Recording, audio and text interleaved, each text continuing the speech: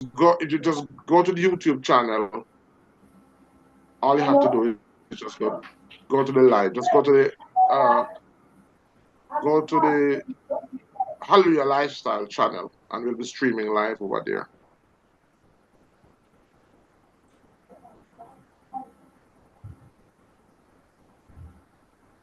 So you're putting it in the group, Ayaba? So Ayaba, if you go to our channel, all right. Good night, good night, good night, good night, guys. So excited to be here tonight. So uh, this is streaming live to everybody, all our subscribers, everybody that's in our Kinder Wellness group, because we want them to have an idea of what goes on in the Boston Institute of Natural Medicine training. Yes, Jackie. Our 12 I by was just 12. texting you back. Awesome. I Uh, was gonna jump, just jump for mute joy. Deborah. You're alive. Mute Deborah. Mute. Have been described as pre-Mandinkas because they settled in the region before the arrival of the Mandé people. All right. So, all right. So tonight I want to welcome everybody that's on. We have multiple groups meeting tonight, and we have about 3 or 4 groups meeting, different persons at different stages. This is actually the last module in our uh, uh, training program or diploma in Indigenous Caribbean Medicine. And this is our quantum analyzer training. This is one of the tools that we use to do our evaluations. We don't call it a diagnosis because we are not medical doctors. We are healthcare providers who are based in traditional medicine or alternative medicine. And so this is one of the tools of assessment that we use to determine what's happening in person's body so as to better advise them. Now, in order to use this tool, because this is basically a biofeedback machine, and what it does is that it gives you data. It gives you raw data. It does not give you information. It gives you data. And so the data that it gives you, you are going to need to interpret that data. In order to interpret the data, you are going to need some background knowledge in uh, anatomy and physiology. You're going to need a background knowledge in nutrition, and you're going to need uh, some background knowledge in herbalism or herbology. So what you're doing basically is this class is basically to help you to interpret that that data. And we've compiled this information in different ways because we don't want to overload persons. There are persons that have different learning styles, different learning strategies. And so we have to cater for all of that. So what I've done is we have an overview. We do an overview, but it's not ready yet. I have a manual, an accompanying manual that is going to go in depth. There are some persons who are okay, and the knowledge that you get, the overview knowledge that you get, can allow you to work very well. But there are some persons who like to dive deep, and so we're going to have additional material for those persons who like to dive deep. All right. But the goal is for persons to be able to function. And this is not the first video in the series. The first video would go through the philosophy and the principles upon which quantum medicine is based. That is in the course. So there are a number of prior videos before what we're going to be doing tonight. And so those videos are designed to go into the mechanics of how the machine works, to understand the quantum science behind it, to help you to understand how to set it up, and so on and so forth. All right. And so there are other videos for that. But tonight, what I've noticed is that a lot of the students are not joining the live because I don't believe the live is designed, it's not mandatory. The live is designed for persons who have questions. The live is designed for persons who want clarifications. And because most persons, I believe, I'm assuming, are okay with the videos and with the classes, then we're not having that participation. So what I've done is I've decided instead to go into the quantum machine because the lessons that have been prepared in the course is nowhere near sufficient enough to equip persons to work comfortably with the machine. Because, as I said, it will require persons to have different bodies of knowledge and different, not just knowledge, but bodies of knowledge. So you'll have to have a very good grasp of anatomy and physiology in order to interpret the machine. You'll need to have a good grasp of nutrition in order to use the machine. You'll need to have a good grasp of herbalism in order to use the machine. And so all of these bodies of knowledge will have to work together in order for you to effectively maneuver the machine. And so that's going to take some time. So it's better to spend that time doing this, because when we go into the clinicals, all of what you'll be going through in the course, and I realize that there's so much information in the course that if we use the machine, it will allow persons to be able to apply what they're learning. Without this, I believe that a lot of what persons are going through in the course is going to be monotonous and non-applicable. This is going to help people to see how that comes together. So what I'm doing now is I have Adriana who is doing a share screen with her machine. Adriana, where in the world are you again? Unmute yourself, Adriana. Where are you, Adriana?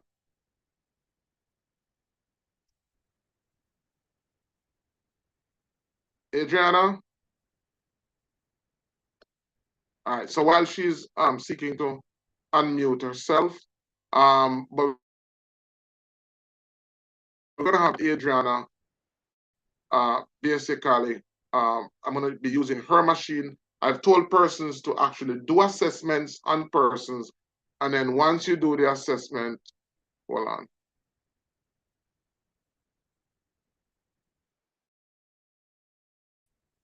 Is it Zoom that's not functioning?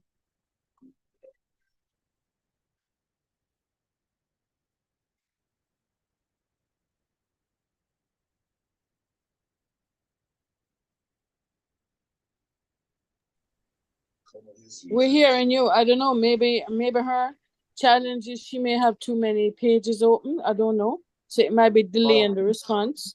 Okay. All right. But you're hearing me okay, right? Yeah, man. Hearing you clear. All right. And so some machines may look a little different, but the basic is there. So I want you to click. Somebody mic is open.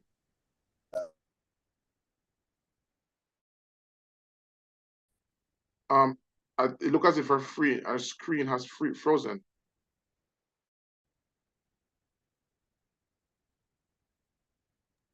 Look as if our screen has frozen.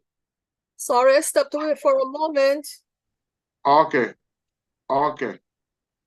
Is it that your screen is freezing? Um, All right, no problem. All right, could you click return for me? Return. At the bottom of the screen, click return. You are screening your screen. The screen. All right, return. Good, that's it. All right, good. All right, so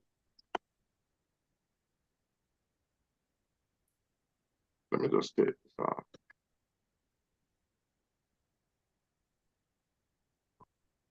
All right, so That's good. that's no, click exit at the top. Click exit at the top. I wanna bring persons to the front of the machine. Click exit at the top. Exit.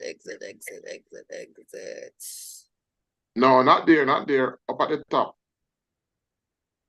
This is actually no. Okay, let's go down. No, here. there's page set and then there's exit. Exit. There's Yeah, that was being blocked. Okay. Good. All right, so And then I want you to click home. Okay, all right. So when you for her machine, this is what comes up when she comes on. All right, click dossier.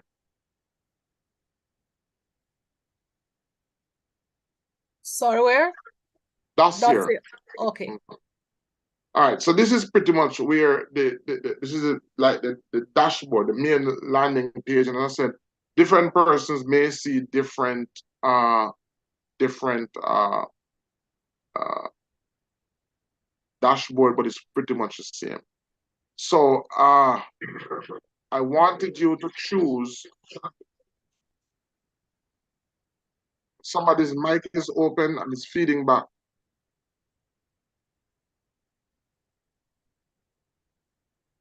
All right.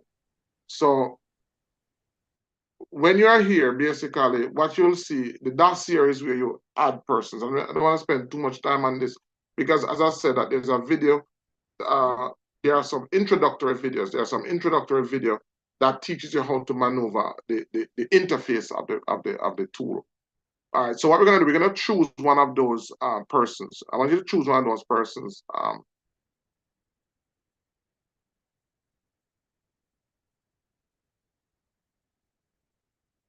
Right, and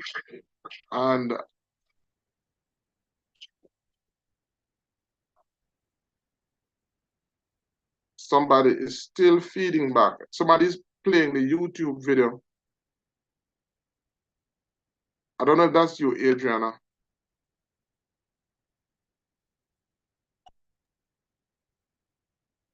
My mic was off.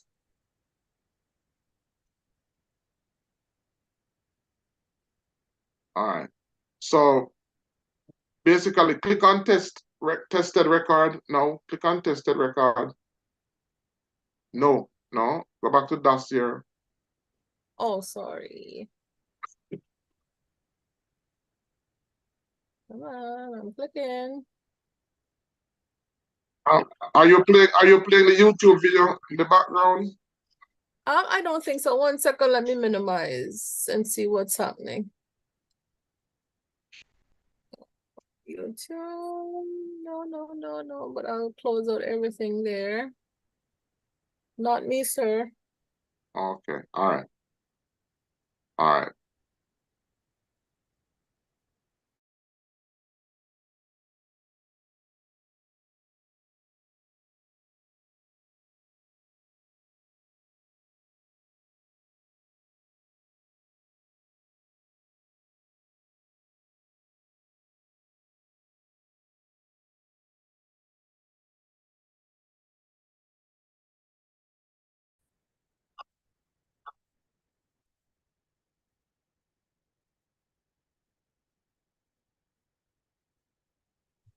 Dr. Ben, if you're in a space where someone else is also on the Zoom, that could be where the feedback is coming from. If you're in a house and someone else is also on the Zoom, I don't know, that could be where that feedback is coming from. Okay.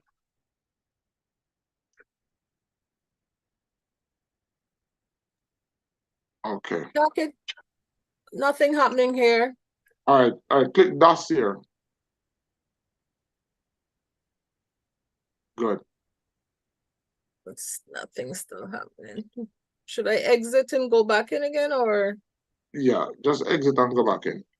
Oh. Sure you want to exit. Yes.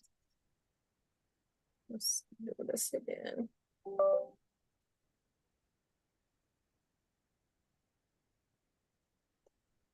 right. No. So right, we're back in. So go to dossier now.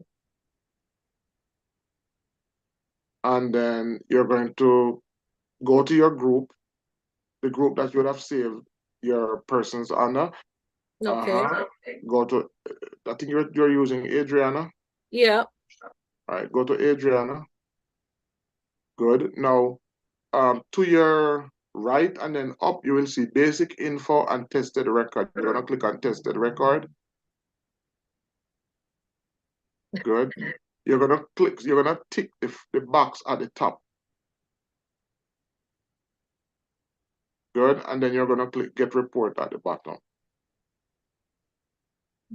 1 second, I need to minimize. I need to move this out of the way. All right. So we're bringing up the file now. And as I said, different machines. So this machine basically allows us to conduct our assessments, to see what's happening.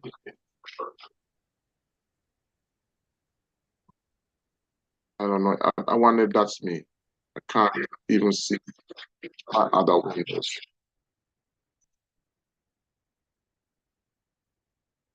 All right. So on your left, on your extreme left, you will see the tested area. Cardiovascular and cerebrovascular. Those are all the tested areas, the areas that we're going to go through. Now, once you click on a tested area, hold on. Somebody is feeding back.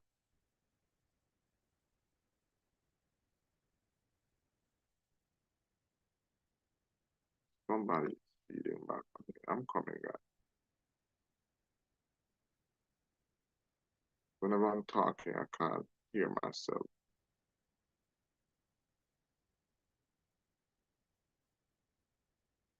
All right.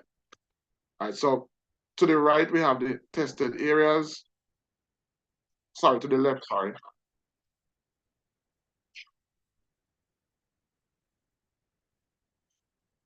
Hold on. And then to the left, what you'll have is the actual sub areas. So what we're looking at is the cardiovascular and cerebrovascular analysis. The first area that we're looking on for that category, which is the cardiovascular and cerebrovascular category, is we're looking on the blood viscosity. Blood viscosity. And in looking at blood viscosity is a term that's really referring to how thick the person's blood is. I should say also that in the course that we offer, as a natural practitioner, you're acquiring a body of knowledge, but the body of knowledge that you're acquiring, you're going to use that knowledge through a particular lens. This is the lens. So I know some persons who see this may see it as, oh, this is just so many areas to look at. One that this person is very sick. But what happens is that we use what is called the A, B, C, D approach. A stands for activate, B stands for build, C stands for cleanse, D stands for the brain. In other words, the body has 12 major systems. And by the time you go through the course, you're going to have an overarching idea as to what those 12 systems are. So, for example, we have the cardiovascular system, we have the immune system, we have the nervous system, all of these systems. But we are trying to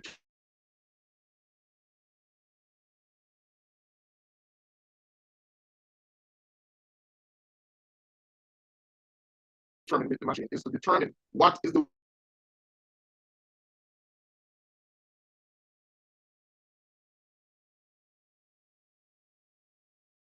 weakest system. So even though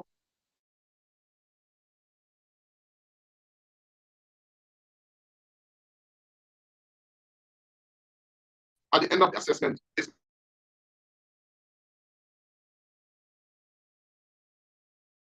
going to give us an indication as to what is happening.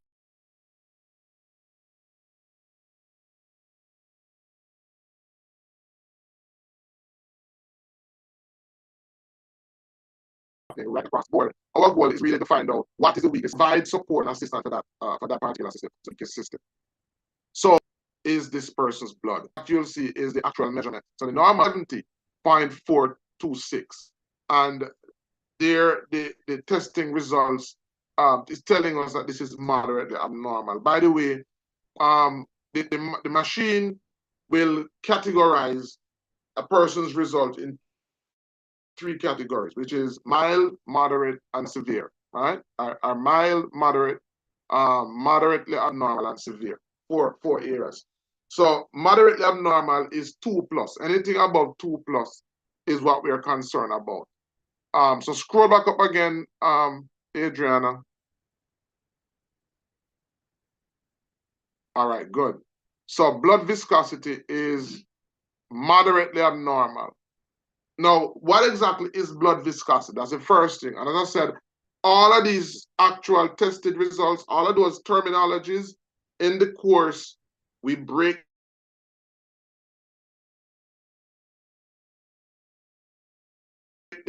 what are some of the symptoms, the negative symptoms, and what needs to be done in order to fix it. All right? Hold on.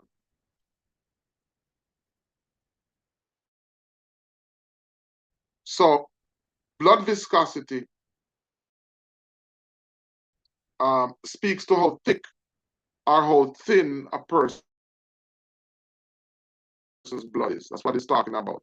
How thick or how thin a person's blood is. So based on this reading, this person's blood is thick. And so if this person's blood is thick, one of the results or one of the symptoms in their fingers, numbness in their toes, they may also be experiencing swelling in their extremities. And this is also one of the precursors to having high blood pressure. This is if it's a male, then this person may have problem with erectile dysfunctional issues. All right. Anybody have any questions so far?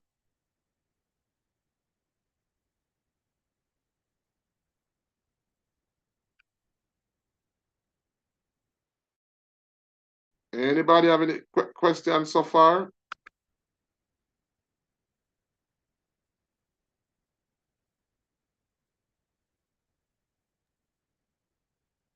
FYI, this result is for a diabetic person. Oh, okay. So this is for a diabetic person. Okay. So this person.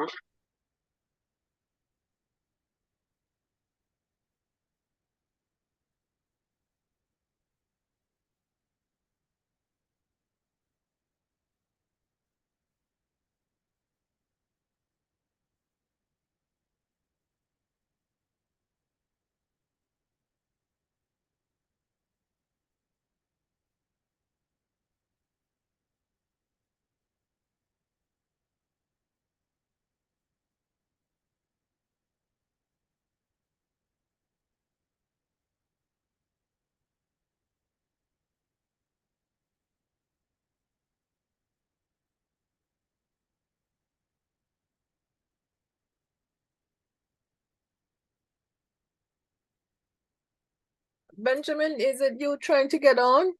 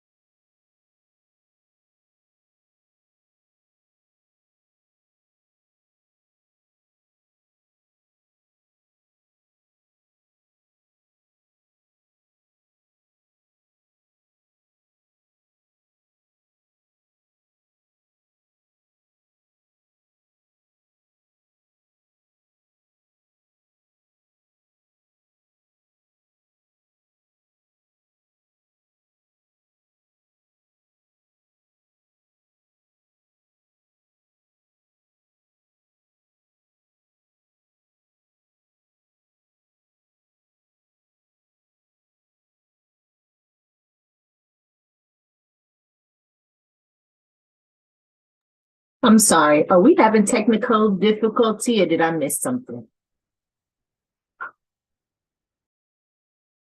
Yes, it seems that duck fell off. Yeah. Okay. Just hold on. Yes, we'll just come wait. back in. Okay. I just want to make sure.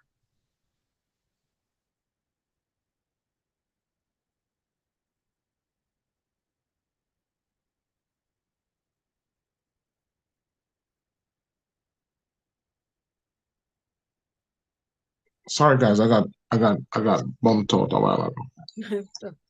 All right. So I think my laptop may have been the problem. All right, so this person basically has high blood viscosity. And that high blood viscosity is going to mean that the person may have, as I said, maybe having swelling in their extremities. They may be having numbness. If it's a male, is more than likely going to have poor erectile dysfunction. Now, once we identify a challenge, what we try to do is we try to apply three. We use a protocol that comes from three angles. One is herbalism, nutrition, and therapy.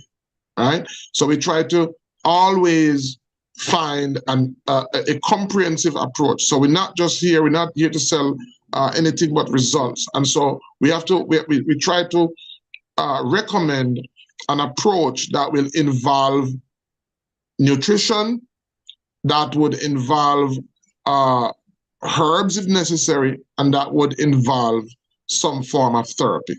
All right. So with high blood viscosity, what we want is that we would want to look at the person's diet. What is this person eating? And there are certain foods that can contribute to the high blood viscosity, because high blood viscosity is pretty much caused by a high high level of red blood cells, a high red blood cell count, or it is caused by a high plasma. And so with this person, we would want to discourage them from eating foods that are high in iron, right? So callaloo, green bananas, iron supplement. We would want to discourage them from doing that. We would want to eat foods that, the second thing that we want to do is look at if this person is drinking enough water. This person is drinking enough water, because one of the number one factors that contribute to high blood viscosity is persons not drinking enough water or dehydration. The second thing that we want to do is we want to look at some natural blood thinners. What are some natural blood thinners? We want to look at some herbs that are natural blood thinners. We're talking about herbs like cayenne. We're talking about herbs like ginger. We're talking about herbs like guinea hen. We're talking about herbs, and this is where the 12 medicinal herb taste guide comes in, because you want to go to those pungent herbs, those spicy herbs, those herbs that are stimulating, those herbs that are diaphoretic, those herbs that help with circulation. And so herbs from that category are the herbs that you would want to look at. All right. Anybody have any questions so far? So we've looked at nutrition, we looked at possible herbs, and then there's also therapies. So massage therapy would help. Any type of massage therapy would help a person that is suffering from that. All right. Anybody have any questions?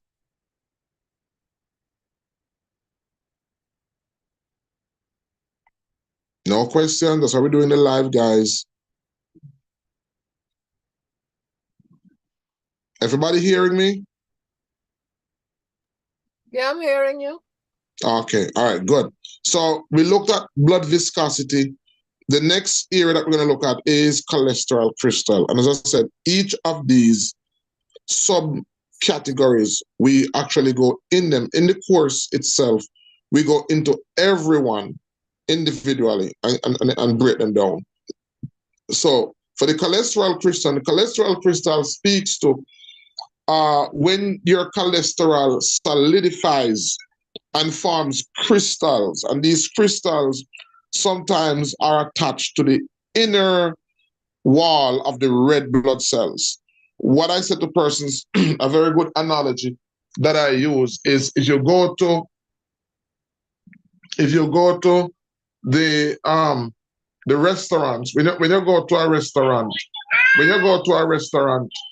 basically, when you go to a restaurant and you look at the exhaust, when you look at the exhaust fan, when you look at the exhaust fan, you will see where they are frying, where they are frying. You will see where they are frying, where on the exhaust fan, you will see the fat solidifies and hardens. So the exhaust fan that is extracting the heat that comes from the fryer, that heat that is rising has cholesterols in it. And that cholesterol will actually harden. Sometimes they have to use knife or a scraping device to scrape that cholesterol out. Even in your home, over your stove area, if your stove is very close to the wall and you do a lot of frying, what you're going to find is over a period of time, there's an accumulation of cholesterol that builds up on the wall. Now, that cholesterol is cholesterol crystal. And so we're not just talking about cholesterol, we are talking about cholesterol that hardens, that creates a plaque. And this is what happens to a lot of persons. Now, this buildup of plaque over a period of time causes narrowing in the blood vessel. This buildup of cholesterol plaque causes narrowing in the blood vessel. And once that happens, this is also one of the factors for high blood pressure. So when we're talking about high blood pressure, we look at blood viscosity, we look at cholesterol crystal, and we look at blood fat. For this person, their cholesterol crystal is normal, their blood fat is normal. Now we're looking at their vascular resistance. The vascular resistance refers to the veins' ability to resist pressure. Good? Now, so vascular resistance and vascular elasticity, we have to look at them in tandem. This person's vascular resistance is high, so it's moderately abnormal, and so this person is going to have some vein issues. And even though we're looking at these again, as I said, this is data. Even though we're looking at all of these, we have to understand how to apply that knowledge, because it doesn't necessarily mean, and listen to this now, it doesn't necessarily mean that we're going to address each of these individually. This is just a breakdown to give you a better understanding overall as to what is happening. But right away, we know that this person's cerebrovascular and cardiovascular system is weak. So you can make, well, I make a mental note, I'll make a mental note, but you would begin to write this down. You're going to begin to write this down, because when you finish the assessment, you're not going to go through every one of these sub-areas. You're going to look at the broader area. So blood viscosity, cholesterol crystal, blood fat, vascular resistance, vascular elasticity, everything in this area is really talking about the cardiovascular and the cerebrovascular system. Everything there is talking about that. So we're not going to treat them individually. We're going to treat them as one. But the individual look helps you to understand better what is happening. All right? Because a person may have a cardiovascular problem and they don't have blood viscosity. So their cardiovascular problem, they may have a cardiovascular issue, but that cardiovascular issue does not include blood viscosity, high blood viscosity, or it does not include the person having thick blood. However, as you are going to deal with the person's vascular system, looking at each of these windows guides you as it relates to the vascular system, what's happening. I don't know if that what I'm saying makes sense. So the goal is to have an overarching idea. So right away, I know that this person has high blood viscosity. I know that this person has high cholesterol crystal. So whatever program or whatever protocol I put in place, it must address these. It must be able to address these areas. All right. Anybody have any questions so far? Everybody understanding?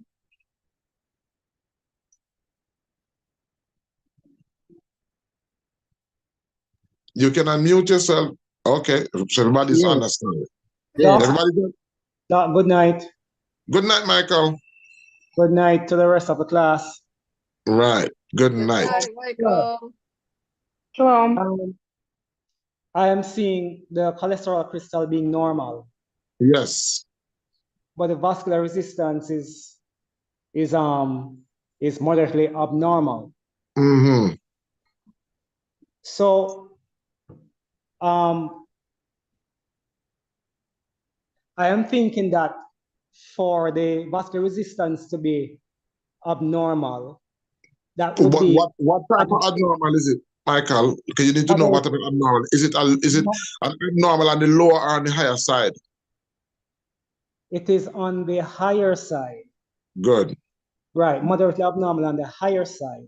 Mm-hmm. But yet the cholesterol is normal. Mm-hmm. But I am thinking that resistance, a moderately abnormal vascular resistance would be as a result of the cholesterol being out. Mm-hmm. But the cholesterol is normal. Yes, the cholesterol crystal is normal. Yeah, so how do you explain, sir, that the cholesterol is normal, but yet the resistance is moderately abnormal? Because the resistance has to deal with how the persons, because there are a number of things that affect vascular resistance. One of them is the amount of cholesterol crystal that's built up on the inside, or it has to do with how elastic the blood vessel is. So there is the cholesterol buildup on the inside that affects the resistance, and then there's also how elastic the blood vessels themselves are. And Okay. the vascular elasticity is abnormal, it's mildly abnormal. So this person needs some physical activity.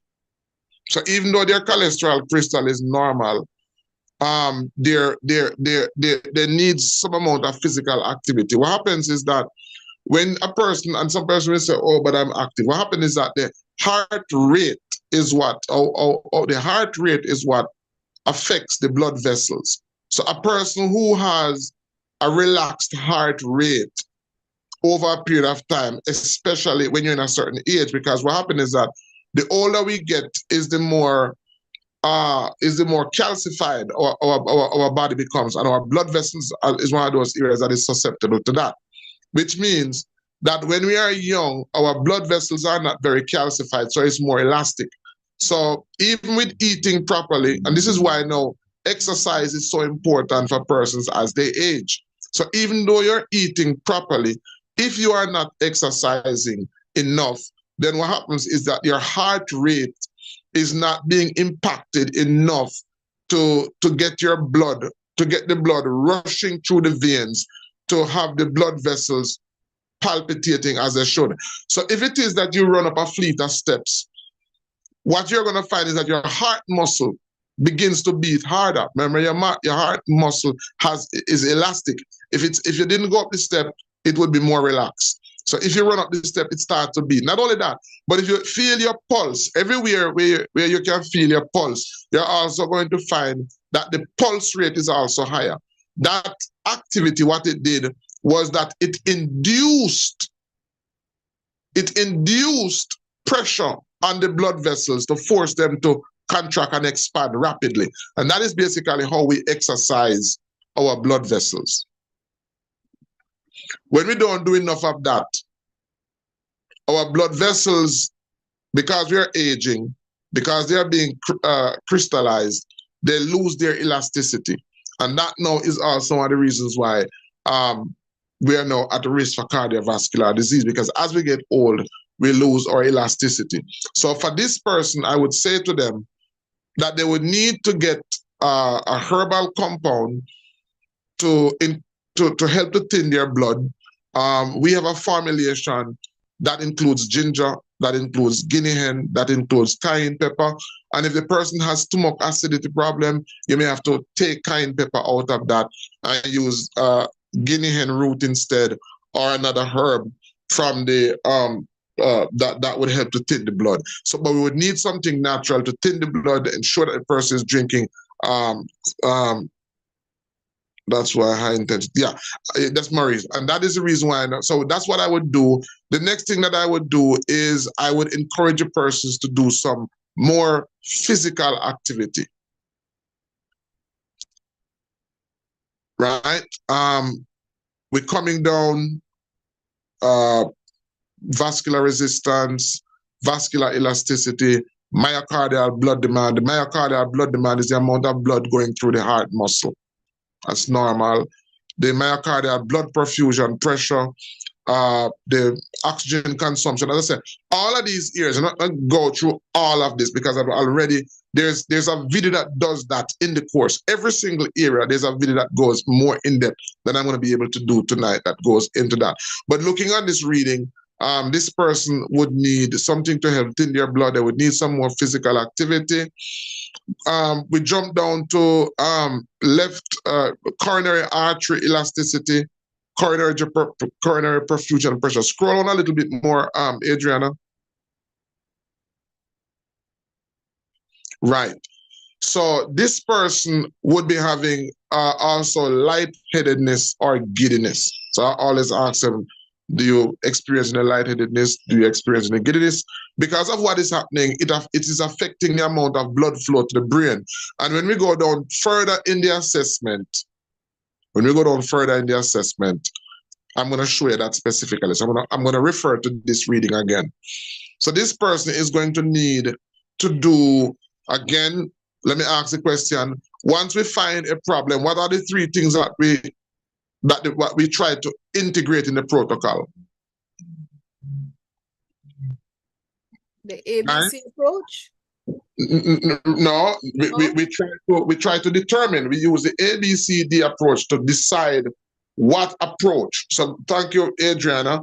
So we try to determine what are we going to do. Does this person need activation? Does this person needs do we need to build? Do we need to cleanse, or do we need to offer direct aid? And I'm gonna put those three components. But so that's the approach. But what we want to do as it relates to therapy is that we want to ensure that the therapy address three things. One, it must approach nutrition. What are we going to do? What are we going to guide this person to do nutritionally? Two, what herbal compounds are we going to use, if any? And three, what therapy are we going to apply, if any? So every time we find a challenge, we always try to ensure that the protocol, as best as is possible, involves those three areas. Good.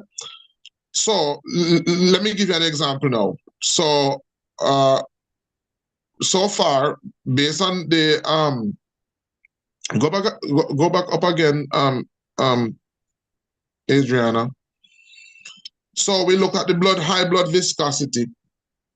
A, B, C, D. Are we going to activate? Are we going to build? Are we going to cleanse? Are we going to offer direct aid? What do you think we're going to do, guys? A, B, C, D. I'm talking about the more advanced unit. A, B, C, D. What are we going to do as it relates to blood viscosity? Activate and cleanse. Activate and cleanse. Build. Activate and build. Build. Right. So we're gonna activate, because what happened is that the blood viscosity is high. So this means that there is either high red blood cells, bodies producing high red blood cells, and also high red blood cells can be caused by certain diseases too. There are certain diseases that can, like anemia, in this case, will cause low red blood cell count. So we have to also bear that in mind. And also, it can be that the person is taking medications that would contribute to that again. So we are going to activate through exercise. So we're going to recommend that the person activates, because we realize that the person's heart rate is not being the person's heart rate is the person is not getting their heart rate at the levels that it should be to ensure that they have good health. So we're gonna activate, and we're gonna activate through our therapy. Depending on the age of the person, depending on the other underlining challenges, I normally recommend trampolining. I recommend trampolining because this is going to be a typical reading for a person who is within a particular age group, age 50 and above. You will find younger persons with this, but this typically is going to be a reading for somebody who is in their age 50 and above. So I'm going to recommend that the person gets a blood thinner, natural blood thinner, turmeric, ginger, cayenne pepper, Guinean root, prickly ash bark, and by now, persons who are putting together their diary should have by now on their own have a list of pungent herbs. So you're gonna refer to the herbs of the pungent category to help you with that. And if you can add herbs of the pungent category and herbs that are anti-inflammatory, you're gonna want to do that as well. So activate, build, cleanse, direct aid. So direct aid is also, direct aid, an example of direct aid is where you are doing something that is directly impacting a condition. So a blood thinner is a direct aid, right? A blood thinner is a direct aid because we are directly adding something that is directly impacting a condition that we see. So that is an example of a direct aid. So for direct aid, we're going to be adding a blood thinner, cleansing. Let me see, for cleansing, A, B, C, D, activate, build. We're going to activate as well. We're going to activate, we are going to build, and we're going to offer direct aid. So the protocol that we're going to be doing is going to be A, B, and D. Activate, build, and direct aid. For nutrition, we're going to guide the person into looking into their diet and ensuring that they're not eating anything that is high in iron. A person that has a reading like this too, if you ask them if they're consuming anything with iron, a person with this reading, by the way, if they eat anything with iron, they will have a headache. One of the thing that they will do is that they'll have a headache, and they'll have numbness.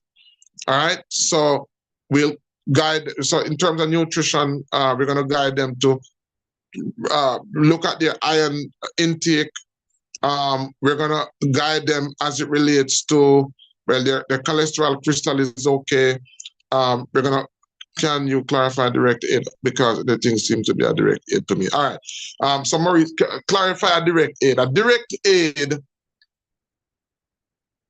let me give you another example of direct aid. A direct aid is where, for example, this person that we're looking at, this person may have high blood sugar. Direct aid is where we are going to, in the protocol, ensure that there is a compound or a supplement or a part of the protocol that is directly dealing with the blood sugar. That's direct aid, right? Now, outside of direct aid, because I should say that there are a number of persons, the average practitioner or the average person out there who practices herb, once you tell them that something is wrong with it, say, "Oh, me know what, man. You just need to detox, right? You just need to detox." Or you may say, they may say, "You're diabetic. Me know what you need. You just need some bitters." Now, that person is offering something to you without bearing in mind what are the other health conditions that you may have. When you are going to guide somebody, or when you're going to provide health care to somebody, you have to bear in mind that the person is a whole being. You have to bear in mind what are the other underlying issues that the person have. So direct aid is where when you're looking at the person, you are offering a support to a specific condition. That's direct aid. That is where you're offering support to a specific condition. All right? That is direct aid. All right, so can I clarify build and cleanse? Build is where a person comes to you and the person is sick, or the person has a health issue. Let me give you an example. A person comes to you and the person is weak.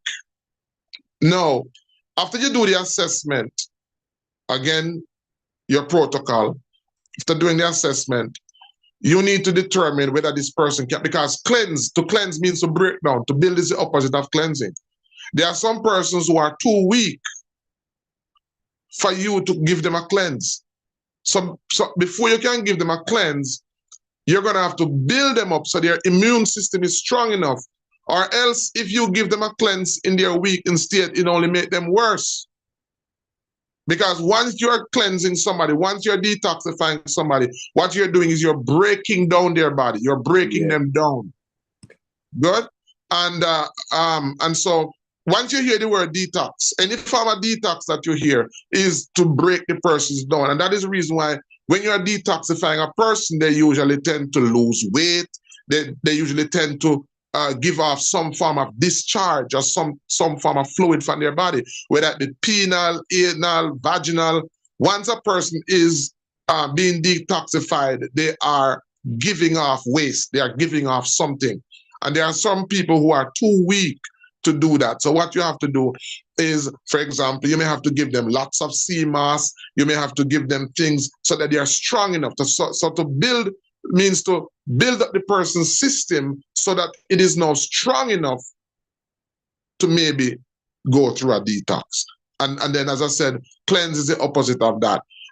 Cleanse is where some persons may be sick, or a person may be sick, but they can't get better. Their system can't heal them because there's just too much toxin that the body has to deal with. So the body's immune energy is spent on dealing with the toxin. So what we do is that we go in, and when we go in, we get rid of that excess toxin to now allow the body's immune energy to be spent on helping the person. Yes, Deborah. So how do you determine if a person is too weak to detox?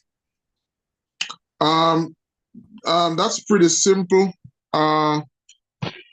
Once you do the assessment, and sometimes you don't even need to do the assessment. There are some persons who allow themselves to be, so sick that they can't even get up. All right, I'm going to answer that, Maurice.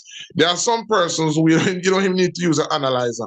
There are some persons who are so sick that they've lost weight. They're so emaciated. They're pale.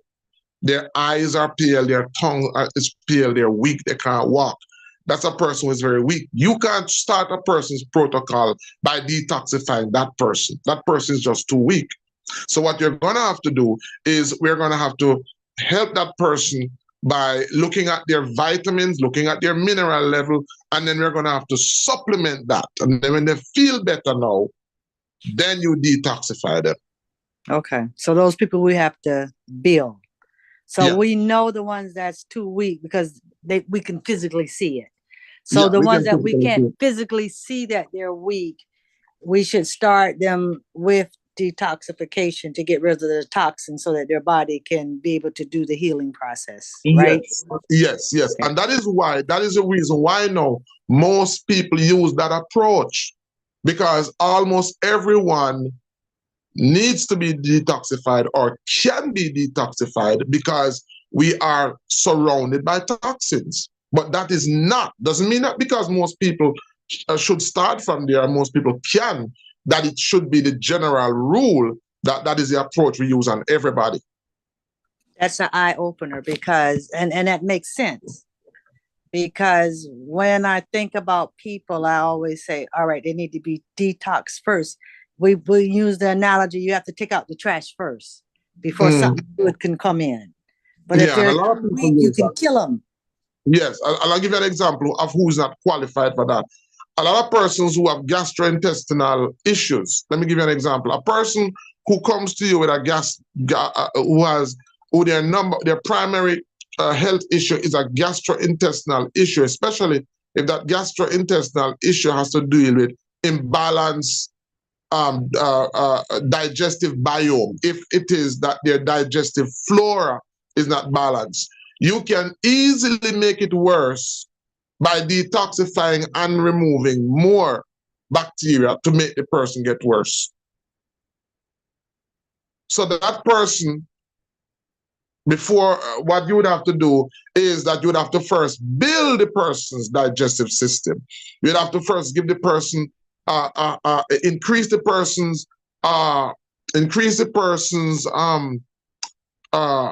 we call them fermented foods. You'd have to first increase the person's digestive biome. And then once you do that and the person is now sufficiently balanced, there are certain people who don't eat on time. There are certain persons who have stomach issues. So they'll be diabetic, they'll be hypertensive, but in the mix of it, they have digestive issues. The medicine that we need in the body has to come to the digestive system. So before we can deal with those systems, in this case, the person's weakest system is going to be their digestive system. When we talk about the different body of knowledge, because there are different bodies of knowledge that you have to be using. So when the person comes to you and you do your assessment, if a person comes to me and the person has a very weak digestive system, nearly every other system is affected by the digestive system. And so even before I deal with the person's high blood pressure, even before I deal with the person's diabetic condition, before I deal with the person's low erectile dysfunction or gynecological issue, all of those issues, and for that person's weakest system might be their digestive system. So I'm going to have to build up their digestive system. And I'm going to do that through direct aid. I'm going to do that through dieting and so on before I start dealing with the other areas. I say it's that's why I'm doing this now, because what I'm saying it's kind of like, I know it's kind of technical, but if you look at the principles of the ABCD approach, and if you look at the principle of the 12 major systems of the body, trust me, it's easy from there on. So the job is to first of all find out what is the weakest system. You need to first determine what is the person's weakest system, because a lot of times when a person comes to you, most time when you strengthen the person's weakest system, the other systems fall in line. Because how the body works is that the body heals itself and the body protects itself. So here's what's going to happen. When a person gets sick, the body tells us, the body automatically communicates to us that something is wrong. But if we're not paying attention, what the body is going to do is the body is going to escalate. The body does not stop escalating its case until it gets your attention. And so usually the primary root cause, if it is ignored, results in the body's escalation now, including so many other systems of the body, right? But you've got to find out, always pay attention to what is the weakest system. Once you determine what is the weakest system, then the second thing you need to determine is, what am I going to do? Am I going to activate, build, cleanse, or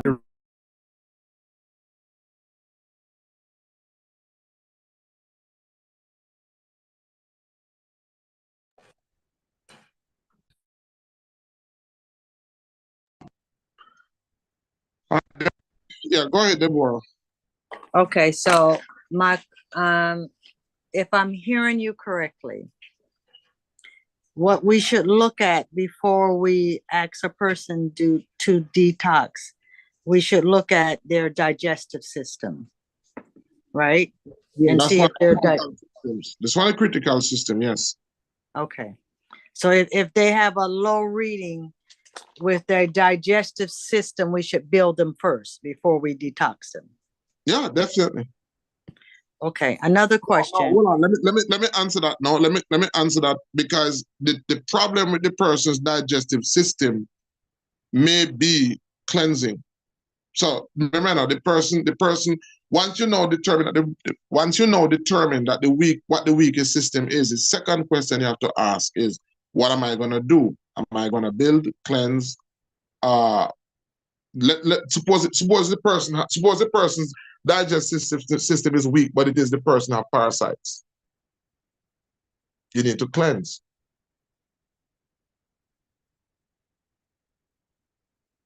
Oh, I'm not hearing you, Deborah. Okay, yes, I was saying if they have parasites, then we have to take out the parasites first. Yes. Because that's the problem. Right. What if it is that the person has yeast, overgrowth of yeast? Then we have to clear that up first. Right. What if it is that the person has Crohn's disease, or the person has irritable bowel symptoms? Yes. Mm-hmm. So you have to find the weakest system, one, and then two, you have to ask the question, what am I going to do? Am I going to activate, build, cleanse, or offer the ABCD. ABCD? Another question. You said finding the weakest system. You'd find the weakest system from the when you do the diagnostic test. Not diagnosis. We don't diagnose, from the assessment. The assessment. Yeah. Right. So I'll show you, because once you finish the assessment, once you finish and writing, taking your notes, writing and taking your notes, writing and taking your notes, you are going to have to look at that and determine what is the weakest system. The system machine won't tell you that. Sorry about that. I got kicked out. Yes, I realize. Hold on, let me make you a co-host so you can share the screen again.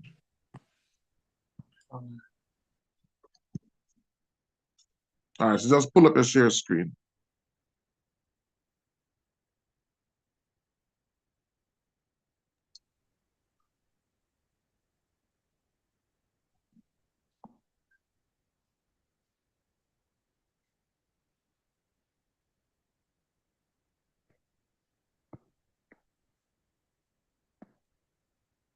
Everything good? Yeah, I'm coming. Oh, okay.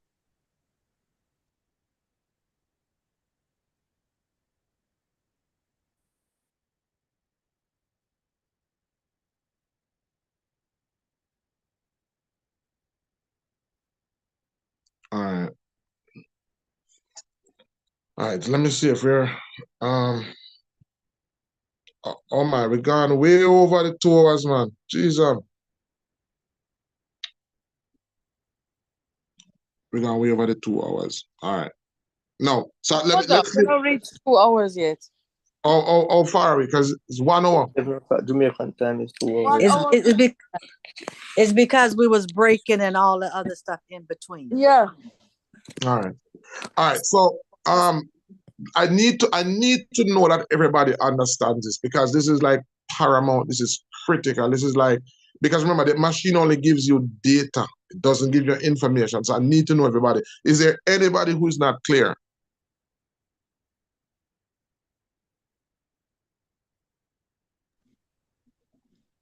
You're right. It's crucial information. Mm-hmm. So by you breaking it down, it's helping me to understand it, because I know when I look at it, with the first one, the cerebral and the let me pull this one. Cardiovascular. Right. That part I don't know anything about. So when you said it talks about how the blood is thick or thin, mm-hmm. That's helping me a lot. Then you say we can do nutrition, whether we need to build or whatnot. So mm-hmm. the information we're getting is vital. Okay, all right. So good. So I'm gonna know that. I'll know that if I keep on doing what I'm doing, I'm gonna know, because all I'll need to just ask questions and I'll know.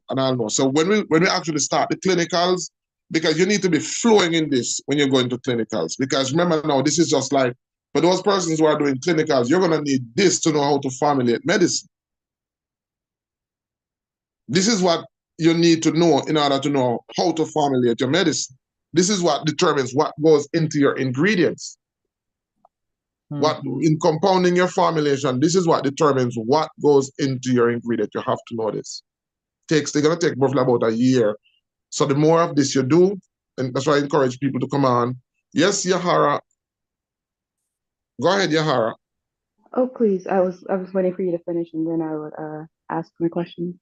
Yeah, go ahead. Has there, I know, I don't know where everybody is and where you are to actually obtain these herbs and everything of that nature. I know here in this westernized culture here in the States, a lot of our people, they tend not to go to the doctor because of the issue of, you know, the over medications and not knowing what it is that they're being given. So they're more hesitant to go to the doctor based on that and the cost. So if a person has like too many elements going on at one time, and it's determined, it can't be really determined what is the worst state. Like, how do you approach that? Or Yeah, is there any time it's contradicting? no, definitely. You'll always be able to know the weakest. I guarantee you'll be able to know the weakest because it's just, let me see. Should I say it's impossible? No. You'll always know what is the weakest system because you have 12 systems. And if you look at the quantum, this is where it's critical because I'm looking at the person's cardiovascular and I know that the person's blood is thick. I know that they have vascular resistance.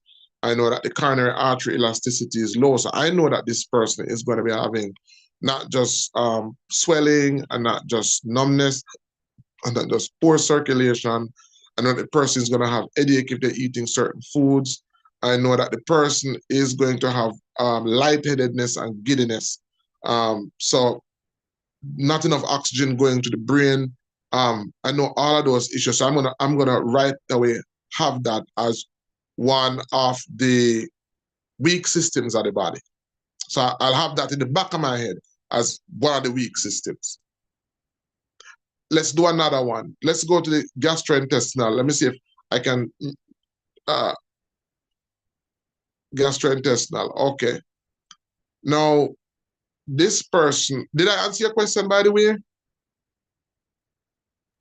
Yes, I understood it because I'm thinking of multiple different issues that I've ran into over my years of like training in different fields. And I'm just like, there's a lot of our people that come in there on oxygen. They have, they're short of breath, they can't get moving. So there's just so many different obstacles that we run into here in the States. It's like, and I want to be more efficient than. Yes, and even with looking at oh gosh, let's go back up and then we come back down. Let's go back to cardiovascular, because we didn't. When we look at cardiovascular, we scroll down, we see where there's coronary artery elasticity, there's coronary perfusion pressure. So this person would definitely benefit from deep breathing. Now, a lot of persons don't breathe properly. 1, 2. A lot of persons' air is not pure enough. So just by looking at this, if we even go into them, we start to find that we can break them down into even deeper issues, which is one of the reasons why I tell some persons, just think about a person. Be an example. Let me give you an example. A person who lives in Portmore. Portmore, Jamaica, has a lot of mosquitoes. You live in a house with a lot of mosquitoes. So your window is closed and you go into your room from, let us say, 7 o'clock. And you're in that house with all the windows closed, with the fan on, with 2 other persons or 1 other person in the room. And what you're doing is you are breathing the same recycled carbon dioxide, low quality oxygen air repeatedly. that is definitely bound to affect you. Or let's look at the person who spends most of their time in an air-conditioned setting where, because once you spend a lot of time in an air condition, you're actually sharing your lungs with everybody else who comes in that space. So just by looking at oxygen alone, there's so much poor practices that the person may be practicing that is contributing to that. So the person is not breathing properly. The person is not breathing pure enough air. Because when it as it boils down to health, there are a number of elements that are responsible for health. I mean, one of them is sunshine, one of them is air.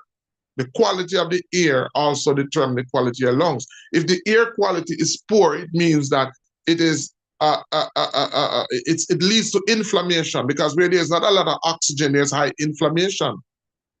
That's why cities are so dangerous. And that is the reason why the more we are exposed to oxygen is the more we are decreasing inflammation. Because remember now, oxygen therapy or air therapy. Air or oxygen has therapeutic properties on its own. It has medicinal properties on its own. So if you're in a setting where you're not getting enough oxygen, then if you're getting poor quality oxygen, that's going to impact on your health.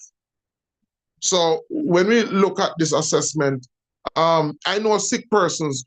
Just imagine a person who is sick, lying on a bed in a room, and they're not getting any sunshine, they're not getting any oxygen, and they're expected to just get better by taking medicine. So there's a whole, when you look at the machine, it's like there's a whole body of knowledge. There's a whole body of knowledge that you have to be using to interpret this data and be able to guide the person. So for this person, I would recommend oxygen, or I would recommend a herbal compound. So oxygen would be a therapy. In terms of herbal compound, I would recommend like a ginkgo biloba or gotu kola. I would recommend a herb that would send more oxygen to the brain. Herbs that send more oxygen upwards to the brain.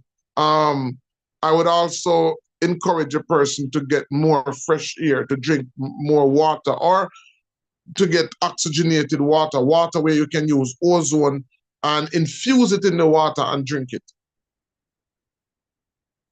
So those are therapy.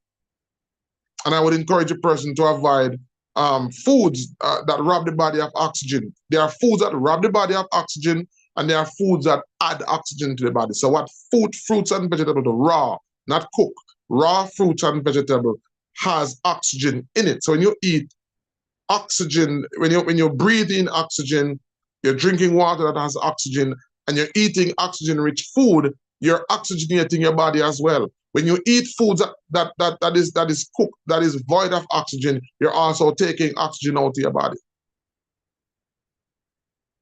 All right. So the approach is going to be an approach where you try to integrate nutrition, try to integrate herbs, and try to integrate a therapy. All right, you always try to integrate those three components as best as it's possible, wherever it's possible. It's not possible, then that's different. And then there's also the spiritual component. We never leave that out. Which is meditation, which is prayer, which is sound therapy, listening. So because the mind, again, there are thoughts that rob the body of oxygen. If you're in a setting where you're listening because remember now, thoughts are regulated by hormones, and there are certain hormones that do different things in the body. There are certain hormones that rob the body of oxygen. There are certain hormones that that utilize oxygen better. Yes, Deborah, and then we're going to move to gastrointestinal, and we're going to close off at least for tonight. Yes, Deborah. No, the wrong question. Sorry. Mm-hmm. All right, so let's move to gastrointestinal so we can have a comparison. Now we're looking at gastrointestinal, and we're seeing that this person, pepsin secretion is low. The normal range is 59.847 to 65.234. Their actual measurement is 56.535. All right. So pepsin, what is pepsin? So pepsin is an enzyme that helps to digest protein. So this person has reduced pepsin secretion. Now, usually when a person has reduced pepsin secretion, it's going to affect their ability to digest protein. And again, no, nutritionally, you're only supposed to per meal, you're only supposed to intake about 4 grams of protein.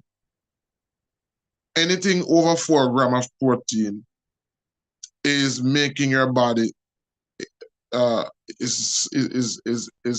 subjecting your body to stress, subjecting your digestive system to abuse. Because what's going to happen is that the body, because since we're not carnivores, we're herbivores, we're not designed to really digest lots of protein. Our digestive system is more biased towards digesting plants. So we can eat meat, but the portion, the amount. So this person who has this particular reading, their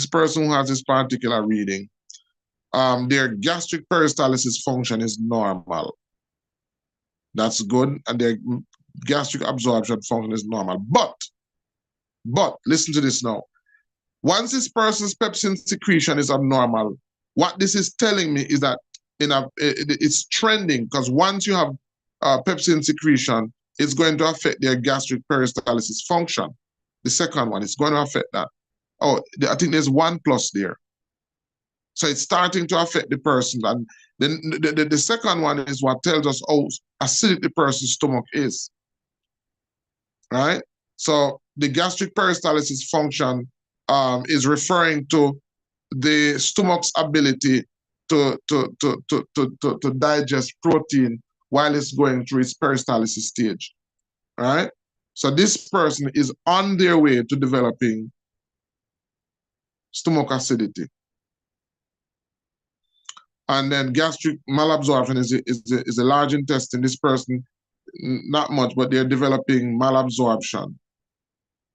And then the next one, small intestine peristalsis function, is 125. The normal range is 133 to 140.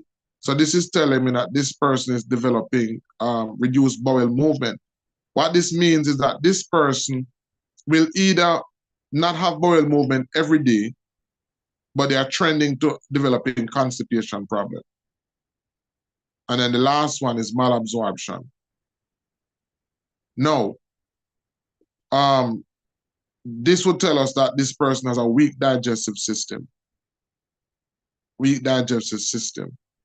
So what do you think we need to do, guys? Activate, build, cleanse, or direct aid. What do we need to do? You want me to go back over it again? Yes. All right. So the person, pepsin secretion is low, which means that the enzyme responsible for digesting protein, the stomach is not producing enough of that. Number one.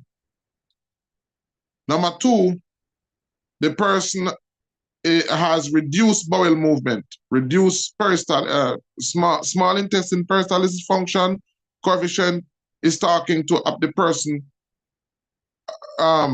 experiencing reduced peristalsis movement or bowel movement. And the last one is malabsorption. So we now know that this person's digestive system is weak. Yes, Yahara? The bill. And activate. Based on, I'm just asking, just to ask, based on the symptoms, could it possibly be a parasite and he's not digesting because the parasite is feeding off of? Yes, could be a parasite, definitely. So you would cleanse? Yeah, cleanse, good. Okay. All right, anybody else? Maurice, reduce meat and cleanse. All right, reduce meat and cleanse. Yeah, definitely. Reduce meat and cleanse, very good. Ayaba? I would say cleanse and build. Cleanse and build, but we don't see any sign that there needs to be building yet. We're going to have to go through the assessment more to know if we need to build. When we start to go through the nutritional requirements, but what we know for so far is that we need to cleanse. So what Maurice said was very interesting. Maurice says that we need to reduce meat. Why would we need to reduce meat? Because The pepsin is low. Huh? The pepsin help to digest the meat. Thank you very much. That's it. That's a given. And then we need to cleanse. Because why do We don't hear you. We don't hear you. No, I'm saying that the person that we definitely need to reduce the meat because the pepsin is low. So if the pepsin is low, it's just a matter of time. If the stomach is not producing enough pepsin, it's just a matter of time before the person now develops stomach acidity. Because if there is not enough pepsin to digest the meat, that protein is going to ferment. So the second reading is going to increase. The gastric peristalsis function, that is going to increase, which is going to cause acidity. So but Doc, couldn't you reduce the acidity by increasing alkaline foods? Use some papa, for example. Thank you very much. And papaya is a very good choice so that we won't need to overwork the protein. Very good. And papaya is a very good choice because papaya has enzymes that function like pepsin. Right? So that's a very good recommendation. You want to reduce the meat intake to reduce the stress on the digestive system, because we know that it's not producing enough already. So we want to reduce the stress. We also want to avoid a new problem, which is going to be stomach acidity, because once the meat is not being digested, it's going to ferment and cause acidity, which is why so many people have acidity on their stomach. There's an overconsumption of complex protein, or there's a severe reduction in the amount of pepsin. All right, so good. So we can see where the papaya would be a direct aid. The papaya would be a direct aid. We're also cleansing because we realize that there is parasite. We're not building. Not building. Right, we're not building because we don't see any sign of building. There's no need to build. What we need to do, if there was acidity, just get rid of the stomach walls would be damaged. So we would need to incorporate in the formulation something to build. Yes, Yahara? Okay. Now, would you activate like a massage therapy or something like that to incorporate that to get the bowel to actually loosen and move as well? Very good, yeah. So we could incorporate, and that again is a type of direct aid where we would apply massage therapy to the stomach to help with bowel movement. Good. All right, so you start to see how all of this come together now, guys. As I said, by the time we go through more, everybody will get it. And so once you start to go through the class now, everything that you do is going to start making sense, because you're going to see how you need to apply it. And maybe I should have done this first, because I know to go through all of those long lectures, it's sometimes you don't even see why you need to go through so much. But I'll guarantee you, once you start to go through the quantum, because everything that we go through really is to be able to be effective at interpreting this machine. Because this is what we use to get people back up. All right, so small intestine peristalsis. So we are going to need to cleanse, and we are going to need, in terms of diet, we are also going to need to remove the foods that are not high in fiber, foods like this, the bleach foods. We're going to need to increase the high fiber foods. So that's nutrition. We're going to need to increase water intake. We're going to need to try to get the person to eat on a schedule. We're going to need to use herbs that are cleansers, or what's the word? Herbal properties, laxatives. Sorry, yeah. We're going to use mild laxatives to cleanse the colon, and basically we're also going, while we're doing that, we're also going to use demolishing herbs that protect the stomach wall as well. So the tissues, what's happening in the tissues of the body is what determines what properties we need from the herbs. And that's where now the 12 taste guides, because when we study the 12 medicinal herb taste, what we're trying to learn is we're trying to learn from the herbs what they have to offer. What we're using the quantum to do is we're using the quantum to determine what the cells need. So we're gonna have to match now what the cells need with what the plants have to offer. That's a marriage that we want to be able to become skillful in. And by the time you start applying this, after a while it becomes like second nature. You know, you have to write it down. By the time you put somebody on it, within like most people, I do an assessment in less than 1 minute. I can do an assessment maybe in 5 minutes. But because I've been doing this over 10 years. So over a period of time, you're going to become so fluent that this knowledge is going to become like second nature. Second nature. But that's basically how you use that body of knowledge. So far, we are seeing that this person has a weak gastrointestinal system. This person has a weak cardiovascular system. So far, of the 12 systems, we are seeing 2 of them, right? And so, because remember, at the end of the assessment, we are going to need some of the areas that we're going to see are not going to get any type of attention. So sometimes when a person does the assessment, they'll say, but based on the report, I saw you write medicine for that, medicine for that, medicine for that, medicine for that. Yeah, we wrote it down, but you know, that's not a priority for us. What's a priority right now is your weakest systems. We need to support your weakest systems. Once we support your weakest systems, the body just take over and heal itself. All right. All right. Any other question, guys? We're going to wrap it up until next week. Yes, one question. You just said the body about the weakest system. So you can have 2. Oh yes, you can have. Remember, it's 12, you know. So you can have up to 5, up to 6. Mm-hmm. Okay.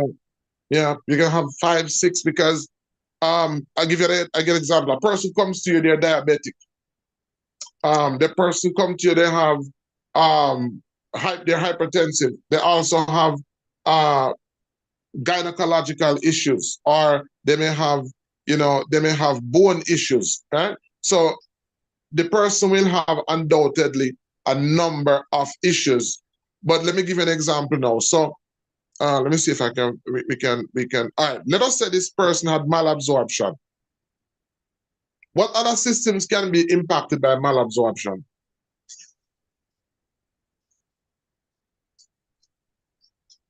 Malabsorption is dealing with the GI. Yes, the GI. But if a person has malabsorption, what other body systems can be impacted by that? A vitamin deficiency. Vitamin deficiency, which affects can affect the ear.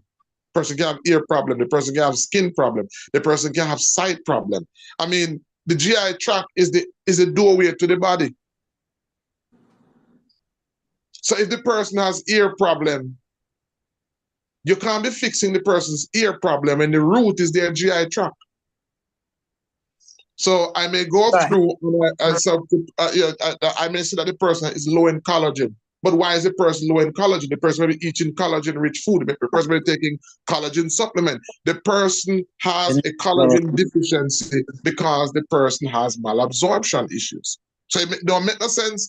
Even if you recommend, or even if the machine tells us that the person has collagen, it doesn't make any sense to give them collagen at this time. So you may make a note of it, but for subsequent visits, as you look at the person's progress, you will see when it's time to give the person collagen. Another example is persons who have calcification, where they may have heel spur or bone spur, but at the same time, then deficient of calcium. You can't give the person calcium if the person is having abnormal bone growth, because you're only going to make that worse. You make a note of it, but you need to know what to do to remove that abnormal bone growth. And then when the time is right, you start to give the person calcium. You see that? So Makes as I said, you have to huh? find the root. You have to find the root cause. The weakest system always goes back to that. Mhm. All right, so guys, I hope that tonight will help a lot of persons to make sense of what they're doing, because as I said, that I know it's a lot of content.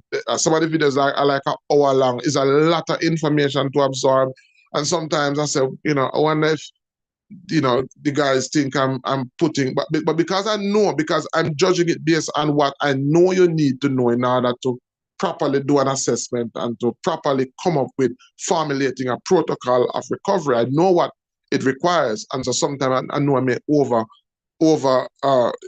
give people over information, but I know you're going to need it. So as I said, that if we do it like this, I believe that persons, once they start to reach to the point where they get the information, they'll say, oh, no, I see why this makes sense. I know I see why I need to know this. All right? Yes, Deborah. Oh no, that was earlier on. I just lowered my hand. I'm sorry. Okay. All right. All right, guys. So thank you for being on tonight. I hope that tonight's session was informative. And you know, for those persons who have been lagging behind, please, guys, let's get the pace up. By January, we are planning to do our clinicals. All of this that you're learning, we are going to be putting it into practice. We're going to be going into clinics, and you know, it is going to allow you to be much more efficient, because again, all of what we're going through from the quantum, you're going to need to know this to be able to do the formulations. And I'm telling you, that's where the exciting thing happens. That's where the magic takes place. I'm here with Deborah, and we're doing some formulations, and we're doing some, you know, we're making some medicines. But I'm hoping that you can see how everything begins to connect. So for those persons who are in the kinder wellness community, this is what happens in the class. So what we're doing in the kinder wellness community is just like a tenth, just like 1% of what you need to do if you really want to get your foot wet. So I hope that tonight's class was informative. If there's anybody that has any challenge with logging in, as I said, there are different groups. We've created a whole different platform, and what we have done is that you can just purchase the packages that you need. The quantum lesson, this lesson that I'm doing, I'm going to, every area that is in the quantum, every area is in-depthly explained in the video. Every area is in-depthly explained in the video. And then I'm going to have a manual coming that will even go more for those persons who want to go deeper. All right? So hurry up. Let's see if we can go through the content, and let's see if we can reach that place, because you know, we need so many persons to be efficient healthcare providers. We want so many persons out there to be equipped, so that we can, not just from a traditional perspective, but from a scientifically sound perspective, be able to help the people who need our care. All right? So thank you, and hope to see you guys next week. Have a wonderful evening. Bye-bye. Thank you.